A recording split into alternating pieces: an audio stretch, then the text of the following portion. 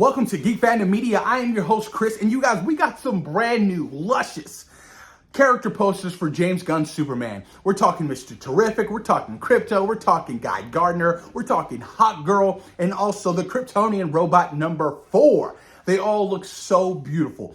Now, whenever they decide to start dropping these, these character posters, that means we're almost close to the finish line. Superman releases next month, you guys. I'm like, can we get some more character posters? Give me Lex, give me, Lois Lane, give me, Jimmy Olsen, give me, Perry White. Hell, why not? Give me the entirety of the Daily Planet. But we're almost there, you guys. So we're going to be talking about these character posters that released.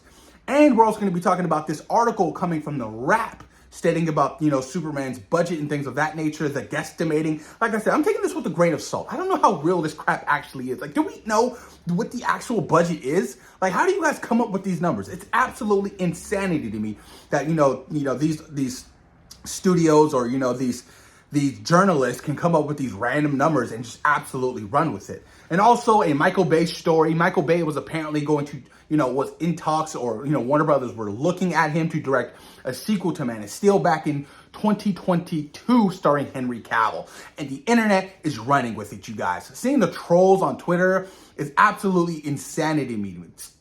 Them literally stating, I can't believe we're getting a James Gunn movie over a Michael Bay Superman film. That is just insanity to me. I'm like, first and foremost, James Gunn is a much more well-rounded director, visionary, storyteller than Michael Bay will ever be. Michael Bay's had some good hits, Transformers, Bad Boys, but nothing along the lines of what James Gunn has had over the course of his career. His Guardians of the Galaxy trilogy, you guys, is arguably one of the greatest trilogies of all time. It's absolutely phenomenal. So, the haters are out there. It's talking all that nonsense, and it's just absolutely just, it's so dumb. It's so dumb to me that people are mad that James Gunn is directing or, a Superman film over Michael freaking Bay. Absolutely just insanity to me.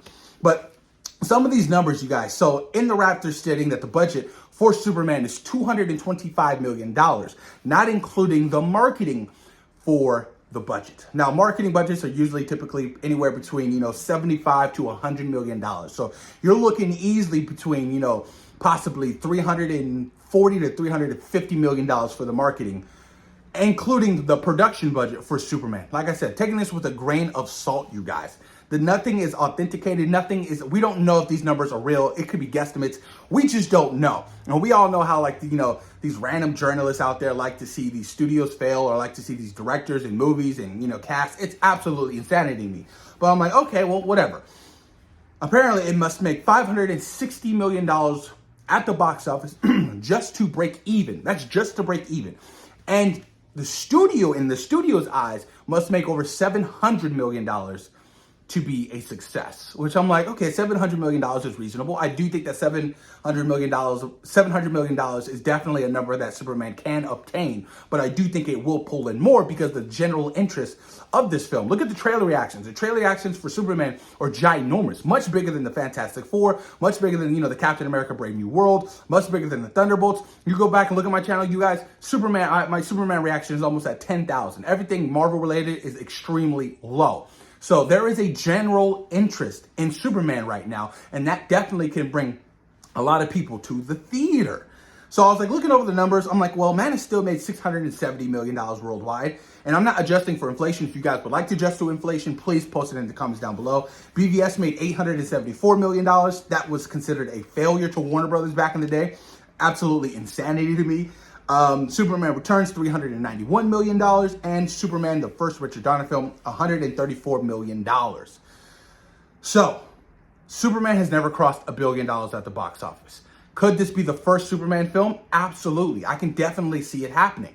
Like I said, the general interest for Superman is at an all-time high right now. Even the haters can't stop talking about Superman, and that's just bringing more people in, bringing it into the discussion of Superman. So, there is a massive general interest for Superman.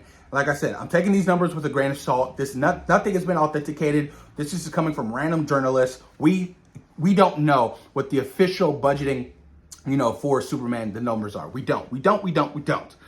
But moving on, you guys, let's talk about some of these character posters. So Mr. Terrific, you guys, which I love. I think this is a great character poster. Now, I was always wondering what the orbs, orbiting around him was, so I looked into it. They're highly advanced, multifunctional spheres that float around Mr. Terrific and are capable of holograph projection, laser grid creation, live cameras, and data networking links. They can also carry Mr. Terrific's weight to allow him to fly, which kind of makes sense. If you guys saw him in the trailer, the last trailer, he was, up in the air with Hawkgirl and, Guy Gardner, the Justice Gang. I'm so fascinated by this character, Mr. Terrific, because I'm not too familiar with this character, but from what I've seen, I'm definitely interested and I want to see more.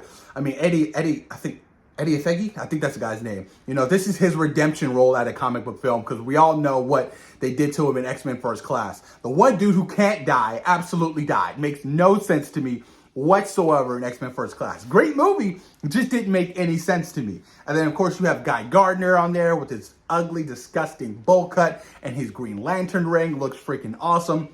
And then you have Hawkgirl. Isabela Merced is an extremely hot talent right now. So her fan base is going to be running to the theaters. I'm just hoping that, Hawkgirl is a strong presence.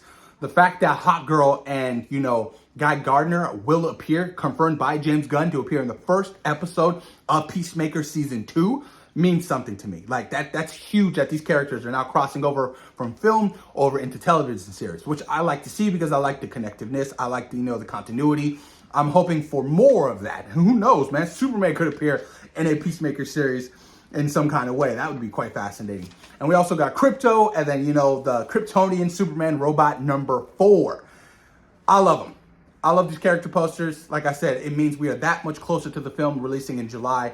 I'm pretty sure we're going to get another new set of character posters, like I said, with Lex, Lois, Jimmy Olsen, Perry White, you name it. But I'm hyped. Let me know what you guys think in the comments down below about this rap article about the budget and Michael Bay, possibly, directing a Superman film before James Gunn. Thoughts and opinions, and what do you guys think about the character posters, and which one is your favorite?